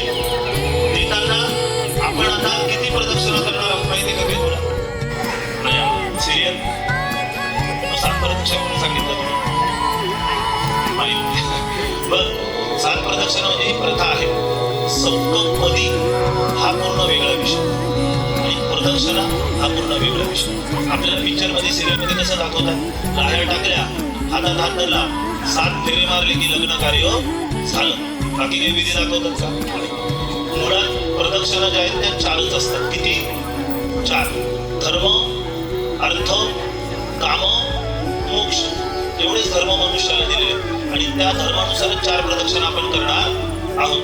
पूर्वीच्या काळी देवतांच्या काळामध्ये 3 प्रदक्षिणा याच्यासाठी एक्स्ट्रा केल्या जायच्या की जेव्हा आपण ही प्रदक्षिणा करतो तेव्हा परत एक उलटी प्रदक्षिणा करून आपल्या जागेवरती यायचं. पहिल्या 3 प्रदक्षिणांना 3 सरळ 3 उलट्या किती झाल्या? 6 आणि शेवटची पूर्ण किती झाल्या? का 7 प्रदक्षिणा? पण आता आपण उलटी मारत नाही, आपण फक्त सरळ मारतो. म्हणून किती प्रदक्षिणा करायची आपल्याला? 4.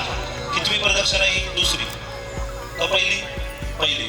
लक्ष राहू द्या आमच्याकडे. पण आपण स्लो मोशनचे व्हिडिओ पाहतेच ना, अगदी स्लो मोशन मध्ये चालायचं. कारण की या 4 प्रदक्षिणांमध्ये जे व्हिडिओ त्यांच्या याच्यात दिसतील तेवढेच व्हिडिओ. उद्या घरी येऊन ते वेगळा व्हिडिओ काढणार नाही. म्हणून एकदम शांततेत चालायचं. चेहऱ्यावरती स्माइल पाहिजे. आत्तापासून टेन्शन घ्यायचं, उद्यापासून संसार सुरू होणार. ठीक आहे. तर येताना त्याच्यावरतीच पाय देऊन यायचे. बरं राज, तुम्ही येताना त्याच्यावर पाय द्यायचा नाही, तुम्ही बाजून यायचं. उजव्या हाताने तिचा उजवा हात धरायचा. फक्त ताई तुझे 5 बोटं एकत्र करायचे. चला ताई थोडं लांबून यायचं, फक्त अग्नीच्या थोडं लांबून यायचं. मुलांमुलांना चाललीस तरी काही अडचण नाही. ये. ओम तदेव लग्नं तुदिनंदरेव तारा बलंदर बलंदरेव विद्या बलंदैव बलंदरेव लक्ष्मी पदेते मनसा स्मरामी. बस हात सोडून द्या. ताई पुन्हा पाठीमागून त्यांच्या पुढे ये. तुमच्यापेक्षा भावाची स्माईल छान आहे माहिती. चल. ओम अर्जमनं देवीं कन्याग्नमेक्षत सुनोर्जमा देवा प्रेतुतमन्दमापदे स्वाहा स्वाहा स्वाहा. वरराज तुम्ही पुन्हा तुमच्या जागेवरती या. वरराज उभं राहा, हात जोडा, दोघांनी सूर्याला नमस्कार करा वरती आकाश तत्वाला. बरोबर. 5 बोटं ताई एकत्र, 5 बोटं एकत्र.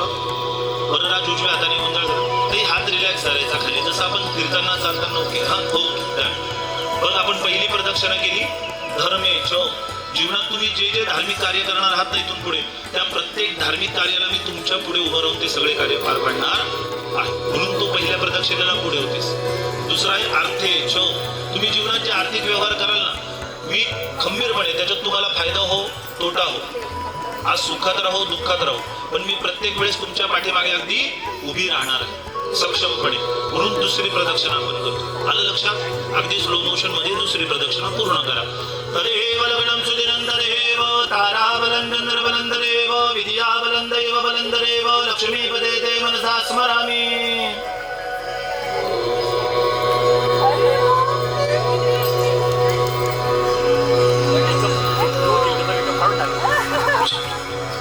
हात सोडायचा. पुन्हा पाठीमागून त्यांच्या पुढे पाठीमागून यायचं.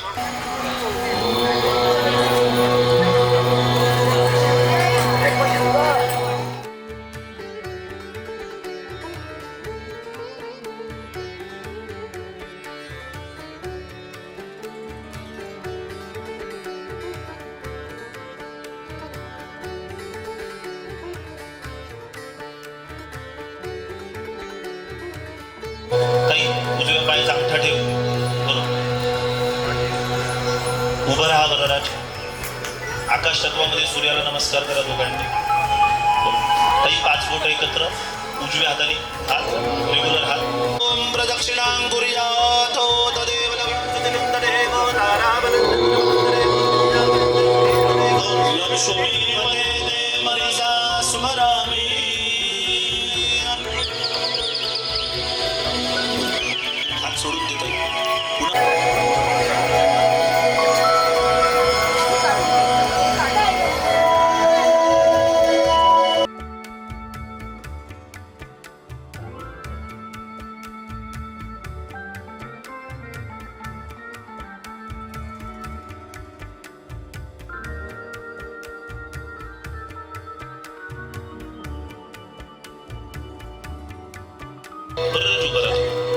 समुद्र पाहिलाच नाही, ठीक आहे. समुद्राच्या काठावरती मोठे मोठे शिळा असतात, दगड असतात, लाटा येतात, त्या दगडावरती आपटतात, परत निघून जातात. दगडाला काही फरक पडतो का? काही हजारो वर्ष ते दगड तिथेच आहेत, स्थिर आहेत, बरोबर आहे.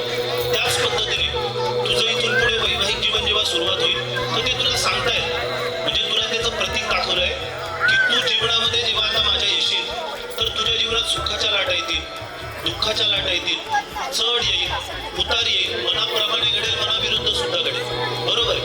पण तू नेहमी कशी राहा, पाषाणाप्रमाणे स्थिर राहा. तू मध्यभागी पाय ठेवल्यास त्या दगडाला काही फरक पडला का? काही नाही. कॉर्नरला पाय घे सहानीच्या, घे कॉर्नरला प्रेस कर, काय होतंय? उचलते घे. मग फक्त आपण जर स्वतःचा विचार केला तर संसार व्यवस्थित चालणार आहे का? तुझ्यापूर्वी तू या सगळ्यांचा परिवाराचा विचार केला पाहिजे. त्यावेळेस तू कुठे उभी राहशील? परिवाराच्या मधोमध स्थिर उभी राहशील. सुख दुःख जरी आलं तरी आपल्याला डगमगून जायचं नाही.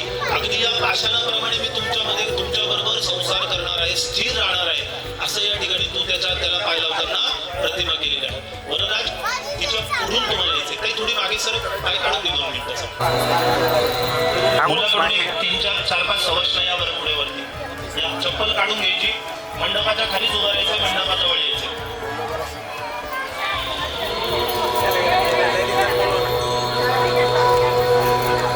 खालीच उभं राहायचं.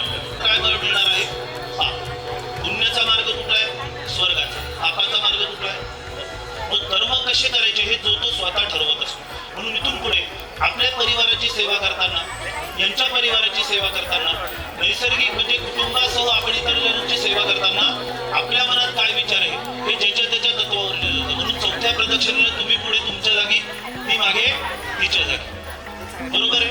प्रदक्षिणा एकदम स्लो करायची. आतापर्यंत किती, त्याच्यापेक्षा एक पाऊल टाकत मोजून द्यायचं. मी केव्हा पण विचारलं किती पाऊल ते एकदम स्लो करायचे आणि मध्ये चालताना एकमेकांकडे बघत चला, थोडे फोटो छान येतील. ताई हे बघा फुलाच्या पाकळ्या, ते जेव्हा इकडून प्रदक्षिणा करून तुमच्याकडे येतील ना तेव्हा पाकळ्या टाकायच्या, तिकडून इकडे टाकायच्या. ताई या पाकळ्यानंतर काही उडवायच्या नाही, म्हणून भरपूर पाकळ्या आपल्याला वरती टाकायच्या. वरती टाकल्या की थोडं मागे सरका मागे चला. ओ प्रदक्षिणा भैया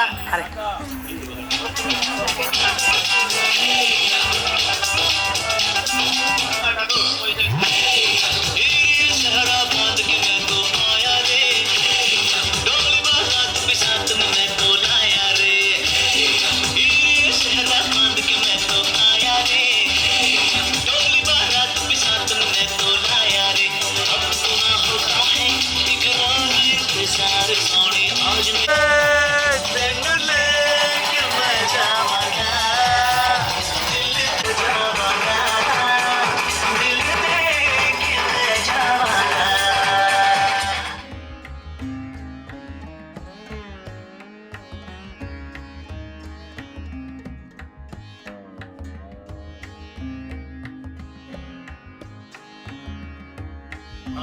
त्याचा काम करायचं.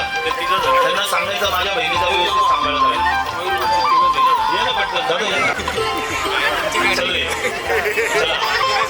अरे सांगितलं का माझ्या बहिणीचा व्यवस्थित सांभाळ? अशा एवढे प्रेमाने सांगितल्यावर ते घाबरतील का? कसं सांगितलं पाहिजे? माझ्या बहिणीचा व्यवस्थित सांभाळ करा, तिला इतकं प्रेम द्या की तिला कधी आमची आठवण आली नाही पाहिजे, हे लक्षात राहावं. म्हणून जिजाजी आम्ही तुमचा कान पिळतो. आता लक्षात राहील असं थोडासा पिळायचं.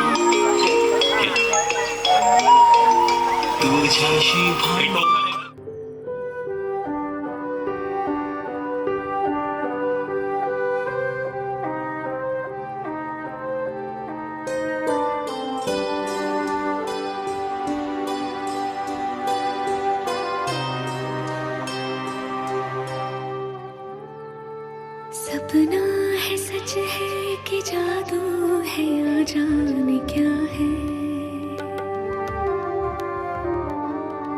बहता समय एक पल को यही थम गया है लगता है था लिखा तू है मेरे लिए और मुझे भी तेरा होना ही था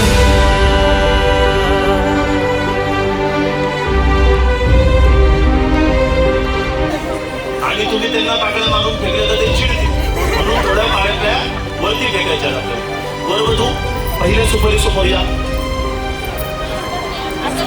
पुन्हा एकदा लक्षात घ्या पहिल्यांदा पाकळ्या टाकताना अशा टाकायच्या आहे अशा पडल्या पाहिजे ओके सुपारी लोटली का मग इकडे आमचे दादा म्युझिक वाजवतील म्युझिक वाजले की पाकळ्या टाकायच्या पण कोणी टाकायच्या पहिल्या सुपारी समोर असलेल्याच महिलांनी टाका आलं लक्षात ताई पहिल्या सुपारी समोर ये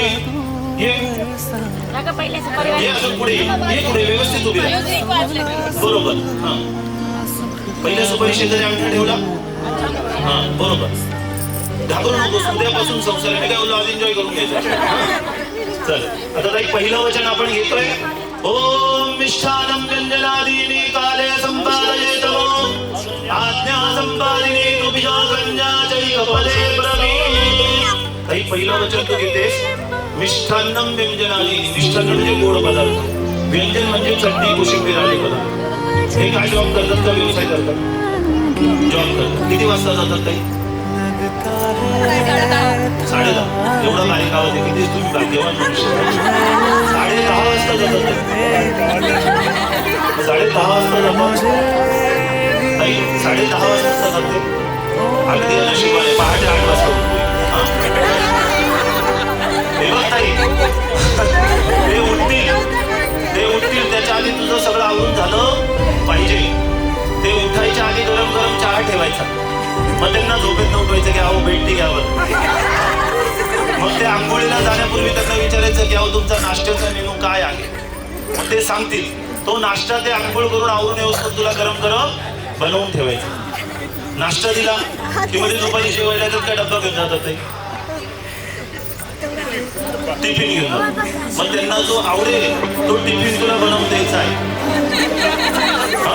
मग ते दुपारी खातील पण दुपारी त्या टायमाला बरोबर फोन करायचा अहो टिफिन खाल्ला का तुम्ही गरम होता का असं विचारायचं मग संध्याकाळी येतील मग दुपारी जेव्हा फोन करशील की तेव्हा विचारायचे की अहो दुपारचं तर झालं संध्याकाळी काय करणार तुम्ही संध्याकाळी काय खायचं नाही तर दुपारचंच गरम करून संध्याकाळी असं करायचं ते उद्या म्हटले अनवदानाने की अगं ती पंजली बटाटे वडे बनवलं लगेच काय करायचं मोबाईल घ्यायचं लगेच स्विगी झोमॅटो लगेच असं करायचं काय आपल्याला नाही मिष्ठान्नं व्यंजनादीनि तुम्हाला जे जे पदार्थ आवडतात गोड असो तिखट असो तुम्हाला जे जे पदार्थ आवडतात जेव्हा तुम्ही सांगाल त्या वेळेस ते सर्व पदार्थ मी माझ्या हाताने तुम्हाला बनवून खाऊ घालणार येत नसतील तर सासूबाईंकडून शिकून घ्यायचे पहिल्या वचनात काय म्हणते थोडक्यात त्यांच्या खाण्यापिण्याची काळजी तुला घ्यायची आलं लक्षात 6 दिवस तू किचन मध्ये जमणार आहेस ते सुट्टीच्या दिवशी तुला फिरायला घेऊन जाणार आम्ही मुद्दामून आईन समोर सांगतो म्हणजे त्यानंतर काही म्हणणार फिरायला घेऊन जातील पिक्चर बघा बाहेरून जेवून या पण ताई लक्षात घे येताना 12-1 वाजला आणि घरी आल्यावर जर ते म्हणते की अगं दीपांजली थोडी भूक लागली मला इथं झोपून घ्या 1 वाजला असं म्हणायचं ताई नाही जेव्हा जेव्हा काले संपाद येतो जेव्हा जेव्हा तुम्ही सांगाल ती खाण्यापिण्याची जबाबदारी माझी आहे आता सासूबाईंनी काय घेतलं रिटायरमेंट घेतली किचनमध्ये आता ती जबाबदारी तुझी आहे ती त्यांच्या खाण्यापिण्याची काळजी घेणं आलं लक्षामध्ये मान्य आहे ताई त्यांना सांगायचं मान्य लोटा सुपारी एक विषय विष्णू समानाय तू वरती फेका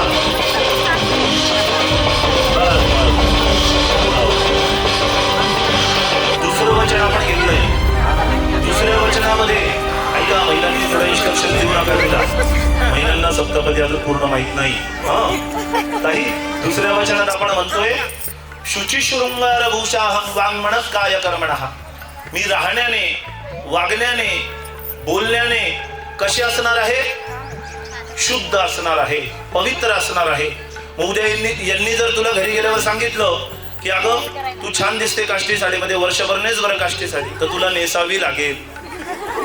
अहो सांगतील तसा राहणीमान आपलं असलं पाहिजे. आजचा मेकअप पाहुण्यांसाठी केला का, फोटोसाठी केला का, यांच्यासाठी केला ना. मग उद्यापासून तुम्ही सांगाल तसं शुची म्हणजे शुद्धता. माझ्या राहणीमानामध्ये, माझ्या वागण्यामध्ये, माझ्या बोलण्यामध्ये काय असणार आहे तर शुद्धता आणि पवित्रता असणार आहे. थोडक्यात सांगण्याचा हेतू असा की इथे जर चारी बाजूला तू नजर फिरवलीस, पाकडी काढा तिथे, चारी बाजूला जर नजर फिरवलीस तर सगळ्या महिला छान साडी नेसून आलेल्या आहेत, लक्ष्मी सारख्या दिसत आहेत, बरोबर आहे. पण ह्यात जर जीन्स पॅन्ट टी शर्ट मध्ये आलं असतं तर वाटलं असतं काही लग्न नाही. मग त्या कार्याला शोभेल असा साज शृंगार त्यांनी केलाय, म्हणून तो विवाह सोहळा वाटतो. मग काय सांगितलंय त्यांनी की जसे कार्य जीवनात आपण करणार आहोत तसं राहणीमान आपलं असलं पाहिजे. शुची शृंगार भूषा वाङ्मन काय कर्मणा. फक्त शृंगाराने किंवा राहणीमानाने नाही तर वागण्याने, बोलण्याने सुद्धा मी पवित्र असणार आहे, शुद्धता बाळगणार आहे. आलं लक्षात.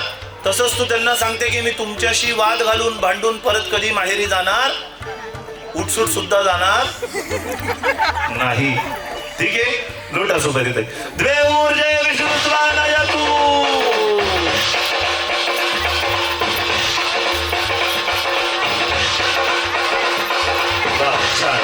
वचन घेतोय.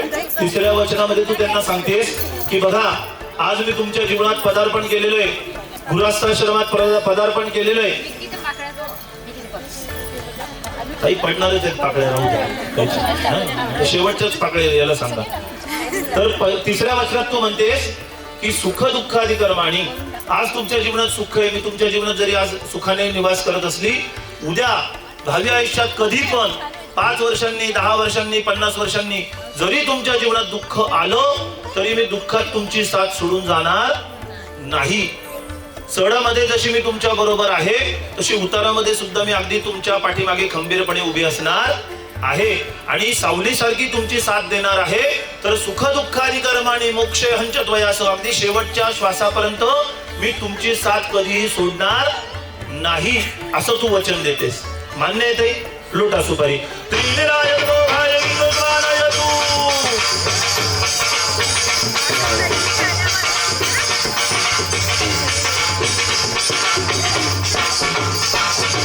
कर्माणी श्रौत स्मार्त करण. तू आपल्या कुलधर्म परंपरा व्रत वैकल्यानुसार जे काही कर्म तुमच्या जीवनात माझ्या समोर येतील ते सर्व कर्म मी करणार आहे. आपल्याकडे कसे काही कुलधर्म कुळाचार पद्धती असतात, बरोबर, तशा त्यांच्याकडे सुद्धा काही प्रथा परंपरा असते.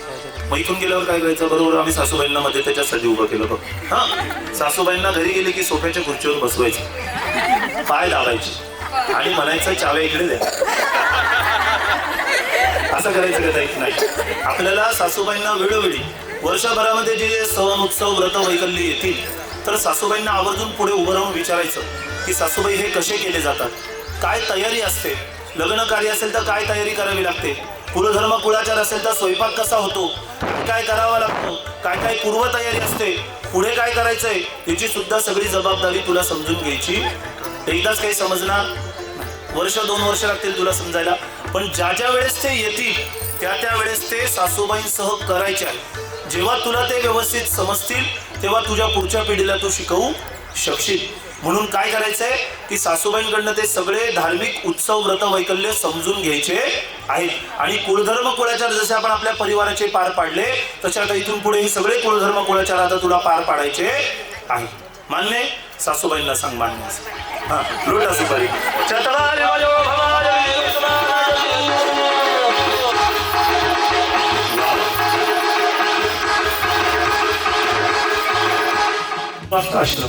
गृहस्थाश्रम म्हणजे आजपासून आपला विवाह झाला म्हणजे आपण दोघेही गृहस्थाश्रमामध्ये प्रवेश केला.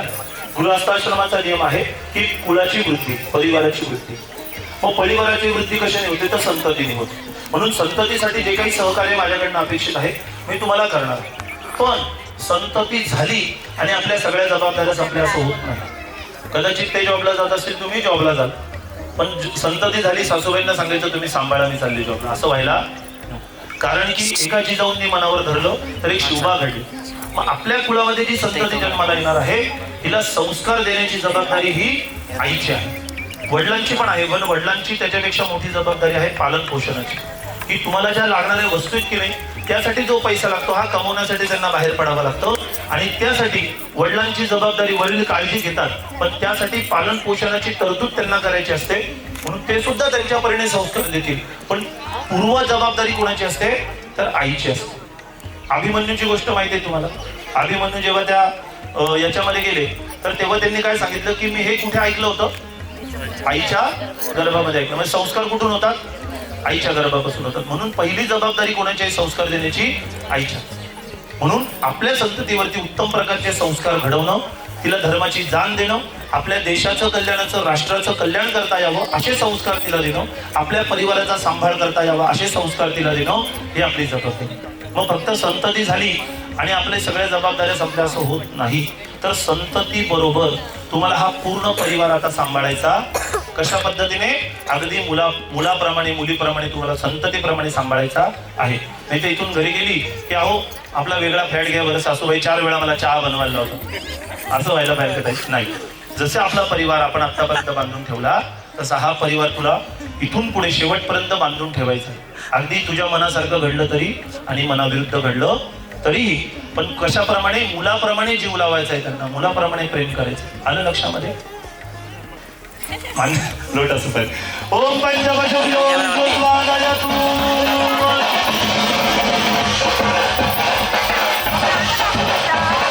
ओम दुःखंचैव की सुख दुःखंचैव सदारिद्र्यं सुखंचैव सुशोभनम सुखे दुःखेप्यहम्यत्र. बघ, आपल्या जीवनात भरपूर नातेसंबंध येतात, आई वडील आहे, भाऊ बहीण आहे, पण आपल्या जीवनात भरपूर गोष्टी अशा असतात की ज्या तुम्ही तुमच्या आई वडिलांना सांगत नाही, तुम्ही तुमच्या भावा बहिणींना सांगत नाही. अशा ज्या गोष्टी असतात त्या सहजरित्या तुम्ही कोणाला सांगतात? तुमच्या मित्रमैत्रिणींना सांगतात. बरोबर आहे ना? का बरं सांगतात? तरी काही रिलेशन तर नसतं, पण तुमच्या नात्यामध्ये एक ट्रान्सपरन्सी असते. बरोबर आहे? विश्वास असतो आणि हा विश्वास तुम्हाला त्या मैत्रीच्या नात्याला काय करतो? पुढे करतो. मग तुमच्या जीवनात सुख आलं तरी मित्र तुमच्या पाठीमागे उभा राहणार आहे आणि दुःख आले तरी तो तुमच्या पाठीमागेच उभा राहणार. असं नाही की मला हा पार्टी देणार आहे तरच मी आज याच्याबरोबर जाईल तर हा माझा मित्र, असं म्हणत नाही. मित्राच्या 3 व्याख्या आहे: मित्र, दोस्त, सखा. की जीवन कसं असावं? मित्राप्रमाणे असावं की तुम्ही फिरायला जा, मजा करा, खा प्या, मग त्यांच्याबरोबर तू जाणार आहेस. बरोबर आहे? आपण सांगितलं सुट्टीच्या दिवशी हा जायचं. मित्राप्रमाणे राहा. दोस्त, आपल्या जीवनात घडलेली कोणतीही घटना, सुखद असो दुःखद असो, आपल्या मनामध्ये घडल्यानंतर ज्या व्यक्तीला सांगण्याचा पहिल्यांदा विचार येतो त्याला म्हणतात दोस्त. मग तुमचं नातं कसं असलं पाहिजे की जीवनात कोणतीही गोष्ट घडली तर आपल्याला कोणाला सांगावीशी वाटली पाहिजे? समोरच्या व्यक्तीला सांगा. म्हणून त्या दोस्ताप्रमाणे तुम्ही तुमचं नातं वाढवा. सखा, की आपल्या समोरच्या जीवनामध्ये ते ऑफिसवरून आले आणि आल्यानंतर त्यांच्या चेहऱ्यावरच्या हावभाव बघून तुला समजलं पाहिजे की त्यांच्या मनात काय चालू. मग सुख आहे, दुःख आहे, चढ आलाय, उतार आलाय, फायदा झालाय, तोटा झालाय, हे कशावरनं समजलं पाहिजे? त्यांच्या चेहऱ्याच्या एक्सप्रेशनवरनं समजलं पाहिजे. मग त्याशिवाय आपलं नातं पुढे जात नाही. मग सखा या पद्धतीने तुम्ही तुमचं नातं वाढवा. म्हणजे थोडक्यात आपण पती पत्नी म्हणून तर जीवन जगणार आहोतच, पण मित्राप्रमाणे तो त्या नात्यावरती विश्वास असला पाहिजे, तेवढी ट्रान्सपरन्सी असली पाहिजे. म्हणून मित्राप्रमाणे सुद्धा तुम्ही तुमचं जीवन व्यतीत केलं पाहिजे. मित्राप्रमाणे जसे तुम्ही मित्रांकडे गेलात की तुम्ही बोलताना विचार करतात का? नाही, दिलखुलास बोलतात, एकदम छान गप्पा मारतात. तर त्या पद्धतीने तुम्ही एकमेकांशी गप्पा मारल्या, एकमेकांना वेळ दिला की तुमचं नातं पुढे तुम्ही एकमेकांना समजत जाल, ते नातं उलगडत जाईल हळूहळू आणि मग ते नात्याचं सुख आपल्याला प्राप्त होणार आहे. म्हणून तुम्ही मित्राप्रमाणे एकमेकांना साथ देणार आहे. म्हणून इथून पुढे मोबाईल कमी करायचा, बंद नाही करायचा, कमी करायचा. तो वेळ कोणाला द्यायचा? एकमेकांना. आलं लक्षात? नाही तर ऑफिसवरून आलात की तिकडे लगेच व्हॉट्सअपचे मेसेज, अरे काय रे कुठे तू, मला भेटला नाही 8 दिवस झाला, असं व्हायला नको. एकमेकांना जेवढा वेळ द्याल तेवढे एकमेकांना समजता येईल. लोटा सुपारी. ओम षडृतभ्यो विष्णुत्वानयतु.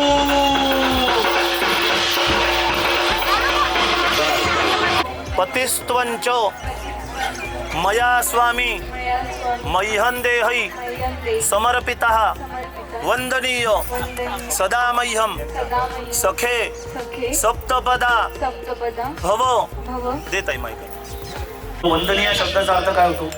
एकेरी नावाने हाक मारायची त्यांनी, आहे की नाही? हल्ली फॅशन आहे ती, बरोबर आहे की नाही? पण एकेरी नावाने हाक मारलं तरच आपलं नातं दृढ होतं असं नाहीये. आपण त्यांना किती आदर करतो, त्यांचा आदर करतो, त्यांना मान सन्मान देतो, हे महत्वाचं. आणि ते देताना सुद्धा आपली भावना काय आहे हे महत्वाचं. पूर्वीच्या काळच्या जर स्त्रिया बघितल्या ना, तरी स्वयंपाक करताना काय करायचे, स्तोत्र लावायचे. कारण जी स्त्री स्वयंपाक बनवते त्या स्वयंपाक बनवताना ते विचार, ते गुणधर्म त्या अन्नामध्ये उतरले पाहिजे. आताच्या महिला काय करतात, पिक्चरचे गाणे लावतात, बरोबर. हा, मग ते संस्कार कुठे निर्माण होणार आहे? आलं लक्षात? तर जीवनामध्ये जी पण गोष्ट तू त्यांच्यासाठी करशील त्यामध्ये त्यांच्यासाठी आदर असला पाहिजे, प्रेम असलं पाहिजे. आलं लक्षात? जे आपण 7 वर्ष घेतले की नाही, ती सगळी सेवा आहे. आणि त्यासाठी माझा हा देह मी तुम्हाला समर्पित करते. मग खाण्यापिण्याची काळजी असो, राहण्याची काळजी असो, त्यांची काही औषधोपचाराची काळजी असो, ती सगळी आजपासून तुला घ्यायची आहे. माझा हा देह मी त्यासाठी तुम्हाला समर्पित करते आहे. वंदनीय सदामय्यम, तुम्ही मला नेहमी वंदनीय आहात, की मी नेहमी तुमचा आदर करणार आहे. तुमचा मान सन्मान, तुमचा शब्द मी खाली पडू देणार नाही. एखादा शब्द मनाप्रमाणे घडला नाही तरी पण मी त्याच्यावर विचार करेन, पण मी तो शब्द पाळण्याचा प्रयत्न करणार आहे. पण त्या शब्दावरून मी तुमच्याशी कधीही आर्ग्युमेंट करणार नाही, तुम्हाला उलटून बोलणार, तुमचा अपमान होईल असा शब्द उच्चारणार नाही. हे स्त्रीचं प्रथम कर्तव्य. बघा दादा, तिचं जरी कर्तव्य असलं तरी पुरुषांचं सुद्धा खूप कर्तव्य आहे. आपल्या पुरुषांच्या जीवनामध्ये जी पण स्त्री येते, आई असो, बहीण असो, पत्नी असो, जेव्हा पण ती येते ना, ती आपल्यासाठी खूप त्याग करते. कारण की तुमच्याही रोज सगळी किचनमध्ये उभी राहिली की असं म्हणते का की मला बटाट्याची भाजी आवडते, तुला खावी लागेल. पहिला प्रश्न काय विचारते की बा तू काय खाणार आहेस बाळ. बाबांना विचारते, अहो तुम्ही काय खाणार आहे. बघा, तिचा जीवनातलं अर्धा आयुष्य ती किचनमध्ये घालवते, बरोबर आहे. दिवसभरातला अर्धा वेळ ती किचनमध्ये घालवते, पण तिच्या आवडीचं बनवून खाऊ नाही शकत. तर ती कोणासाठी त्याग करते, मुलासाठी, पतीसाठी, बरोबर. हा त्याग ती आपल्यासाठी करते. त्याचबरोबर इथून पुढे आपल्या जीवनामध्ये एखादं महत्त्वाचं असं फंक्शन आहे की जाणं अगदी गरजेचं आहे. आणि तुम्हाला लहान बाळ आहे, तब्येत बरी नाही आहे बाळाची, आणि जर तुम्ही तुमच्या पत्नीला म्हणू शकता का की तू जा, मी बाळाजवळ थांबतो, नाही, पण ती सहज म्हणेल की अहो तुम्ही जा, फंक्शन अटेंड करा, महत्त्वाचं आहे, मी बाळाजवळ थांबतो. त्याग कोणी केला दादा? म्हणून जीवनामध्ये आपली पत्नी असो, आई असो, बहीण असो, त्या व्यक्तीला तिचा मान सन्मान जो आहे तो त्या वेळेस दिलाच गेला पाहिजे. म्हणजे थोडक्यात तुमच्या आईला तुम्हाला हे सांगता आलं पाहिजे की माझ्या पत्नीवरती माझं किती प्रेम आहे, जीव आहे. आणि हेच वाक्य तुम्हाला तुमच्या पत्नीला सुद्धा सांगता आलं पाहिजे की माझ्या आईवरती माझं किती प्रेम आहे, माझा जीव आहे. म्हणजे हे सांगण्यासाठी तेवढी नात्याची सक्षमता ही आपल्या गरजेची आहे.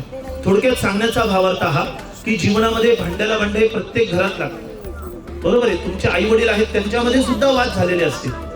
मी सांगतोय तर माझ्या घरी सुद्धा वाद होतात, पण त्याच्यातून आपल्याला काय करायचंय हे आपल्या नात्यावरती ठरतं. मग तुम्हाला त्या गोष्टीला महत्त्व द्यायचं की नात्याला महत्त्व द्यायचं हे तुम्हाला ठरवता आलं पाहिजे, बरोबर आहे. जेव्हा तुम्ही तुमच्या एकमेकांसाठी तडजोड कराल जीवनामध्ये, तेव्हा तुमचं नातं अजून खुलणार आहे, तेव्हा तुम्ही एकमेकांना समजू शकतात. म्हणून जीवनामध्ये मला या सगळ्या स्त्रियांना, आलेल्या पुरुषांना सांगणे की आपल्या परिवारामध्ये छोटे जरी वाद असतील तर ते वाद धरून ठेवण्यापेक्षा त्याच्यावरती आपण चांगले जर मार्ग काढले आणि त्या परिवारासह आनंदाने जर जीवन जगलो. कारण की जर आपण 4 दिवस सुखाने राहतो आणि 8 दिवस जर भांडल्यानंतर एकमेकांशी बोलत नाही तर तुम्ही सुख घेतायत का जीवनाचं? नाही घेते. मग ते सुख घेण्यासाठी तडजोड करण्याची शक्ती आपल्यात पाहिजे. एकमेकांना समजून घ्या, एकमेकांना समजावून सांगा, पण एकमेकांच्या पाठीमागे उभा राहा, एकमेकांची काळजी घ्या. आणि तुमचं नातं किती पुढे गेलं पाहिजे. तुमच्या आई वडिलांनी तडजोडी केल्या म्हणून आज तुमचा विवाह सोहळा ते आनंदाने बघत आहे. आणि हेच जर तुम्हाला बघायचं असेल तर तुम्हाला जीवनात तडजोड करावीच लागणार आहे. असं नाही की फक्त मी म्हणतो म्हणून झालं पाहिजे, असं व्हायला नको. आणि हे नातं याच पद्धतीने जीवनात सुखी राहिलं पाहिजे, असे हे सगळ्या आप्तेष्ट मंडळींनी तुम्हाला आशीर्वाद दिलेले आहेत.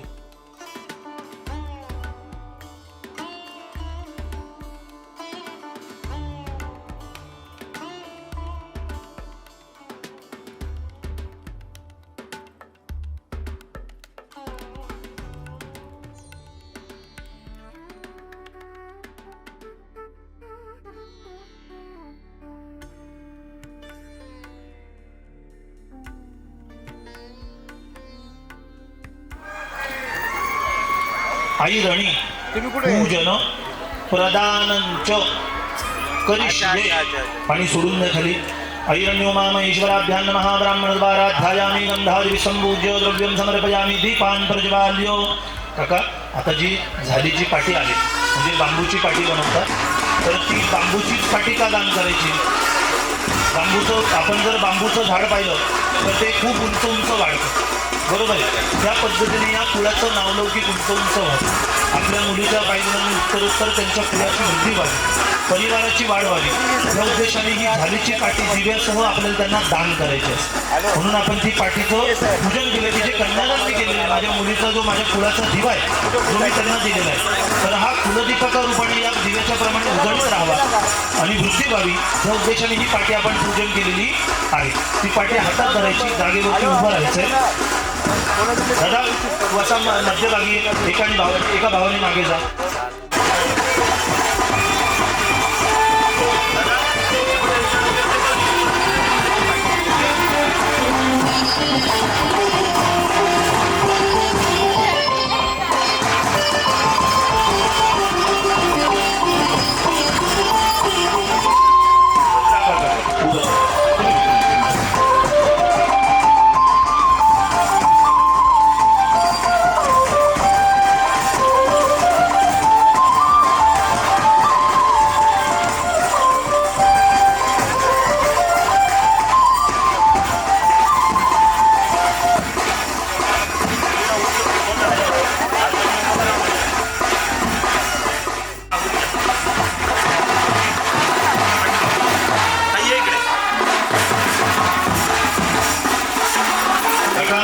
पहिल्यांदा आपल्याला सासऱ्यांच्या मांडीवर बसवायचे. बसवा. काका हात जोडायचे.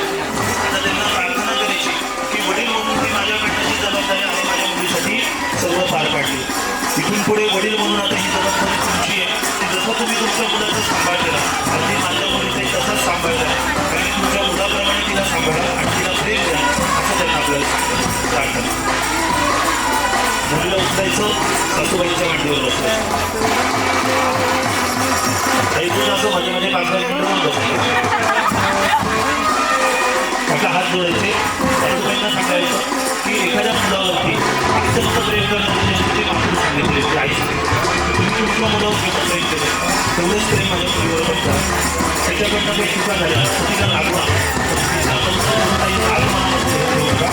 तिला चार गोष्टी शिकवा पण लागवा पण तिच्यावर प्रेम करा. अगदी कसं तुमच्या मुलाप्रमाणे असं त्यांना आपण सांगितलेलं त्यांच्या मांडीवर असतं. बरोबर.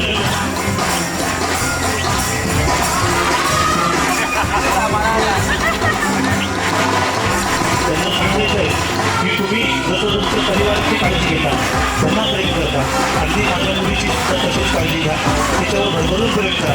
तुम्ही देशात राहा, परदेशात राहा, तिला घेऊन जायचं, घेऊन यायचं, ही जबाबदारी तुमची. उभं करायचं. बस.